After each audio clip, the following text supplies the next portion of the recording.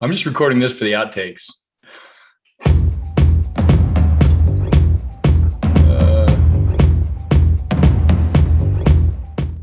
You are here on the battlefield to the boardroom with Philip Folsom and myself, Colonel Garth, and we are here talking to you about things that are the roadblocks in our lives. We are talking about the people and the situations that make it hard for us to get stuff done. I mean, to manage teams, to grow ourselves, to take care of our families, to do all the little things that every morning you wake up and you're like, man, why does it have to be like this? And why can't I, insert whatever it is your dream and your goal is?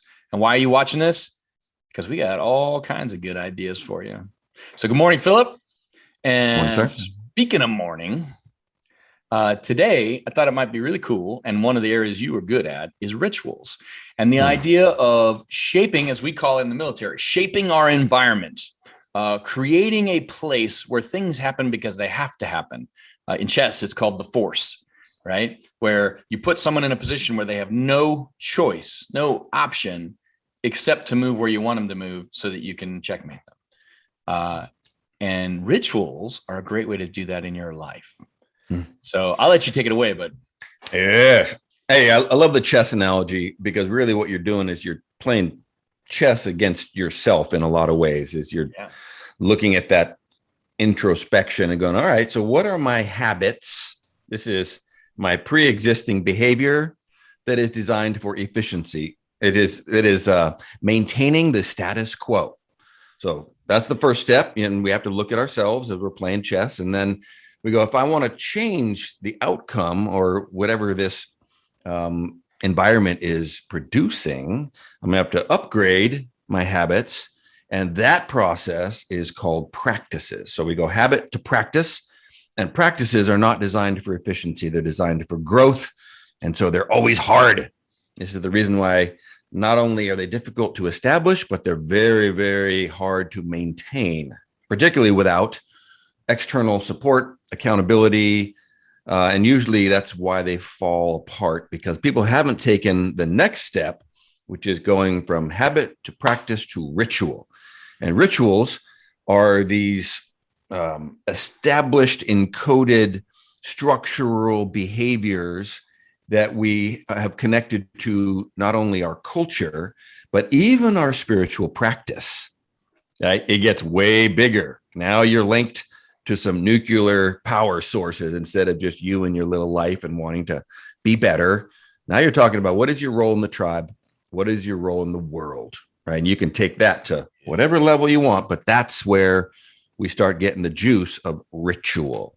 And so morning rituals are the establishment of whatever that thing is that you do in the morning that claims the azimuth or the direction for the rest of your day.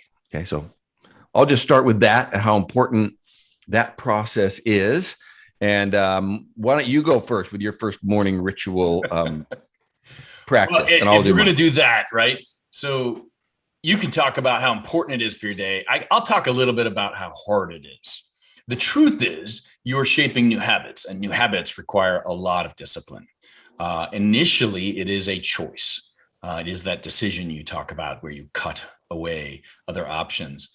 And through the decision to shape a new habit, you have to enforce it, right? And that's where a lot of people fall short. So if your decision is to get up and go for a run every day, the cheat code is to put your shoes by the door and lay your running shorts over the top of them so that when you wake up in the morning, you have to consciously go around, step over, or kick out of the way the gear you need to do the thing you said you were going to do. And so as important as the habits are, our own systems will stop us from doing it because it's always easy to put it off. We're terrible at acknowledging the needs of our future self. The truth is, the current you is the best mentor for the future you because you're making the choices, physical, mental, educational, that are prepping the future you to be successful. But nobody cares about future you. You care about now you. You care about what's happening right now, and you care about your regrets in the past. So I totally agree. Morning rituals, we call them morning routines, super, super important, but they are also super hard. So you got to put boundaries. You got to put life hacks. You got to figure out ways to hold yourself accountable, whether it's through other people for big stuff or simple little tricks, life hack things like setting your shoes in the way. But you need to, we call that all shaping the environment. Shape the environment so there are no decisions to be made. Shape the environment so that you will do the right thing because that's the thing you set up, not because you woke up and decided that I have enough willpower today to make this thing happen. Yeah. Right. So that's my number one is, don't rely on your willpower. You're all very strong, smart, powerful people, but shape your environment so you will win out of habit. Great. I love it. I just love that. I'm just taking a note because it was so good. Yeah. Because removing decisions removes the willpower factor. Like you cannot have to go to war every morning. I mean, you just have to get up and do what you're supposed to do in the morning, because who wants to get up and have to go sort through a whole branch chain of priorities and reclaim willpower and some sort of motivation to get through your day? Like rituals are, you get up and you do that thing. And I totally love that. Okay. So just nuts and bolts for me of my morning rituals that have made sense over the last 10 years. And by the way, every really successful person I know has a set of morning rituals. It's just a universal thing. Yeah. And for me, I handle nutrition first, which is not food, because I do bulletproof coffee and I do kind of a morning tonic thing, which is supposedly, has turmeric and anti-inflammatory good stuff in it. So, and that little caffeine is kind of my reward for getting up and doing the hard things. And then my kind of crown jewel of my morning ritual is I do my mobility and meditation first thing in the morning. And I call this, the reason why I do it the first thing is because the moment I engage with this monster, I'm just a dog chasing balls the rest of the day. Or I open up the emails on whatever platform it is you're watching this on. So all of these things have to happen before the world has its way with us. Because if you're watching this, you are a person who is probably an entrepreneur. You're probably a leader. You're probably, carrying a burden of the world and your people. And so where's your time? Where's the time for you that you can recommit and reconnect and get yourself ready to serve? And so for me, that's my meditation mobility practice. And those are the components for me that establish my day. Those are good things. You have to have a routine, and I think you kind of hit them all, right? So it's something to focus you, something to relax you, something to physically stimulate you. Like whether it's, you get up and do 50 push-ups, you stretch a little bit, you drink a cup of coffee on the porch and watch the sunrise, like whatever your jam is, but something to ground you that's not electronic. And there's a story of the fox and the grapes. You remember that one from when you were a kid? Mm-hmm. There's a fox running through the woods. The fox sees this grape hanging from, the grapevines, and he looks up and he's like, man, those are some good looking grapes. And they look juicy and delicious. And I'm hungry and the timing is right. And the sun is great. And I love it. I want that thing, that goal, that objective, that whatever. And the fox reaches up to grab the grapes and they're too high. Can't reach them. So he backs up, takes a little running start, and he leaps trying to catch it in his mouth. Misses, falls short. So he backs up even further and he runs at it again and he leaps. And this time, when he comes down, he lands a little hard, hits his rump or something, right? And he looks up at those grapes that were hard to get. And he says, wow, who wants those old sour grapes anyway? They're probably rotten and they'd probably taste disgusting. And then I'd have indigestion, and nobody wants sour grapes. I hate those things. And he storms off into the woods.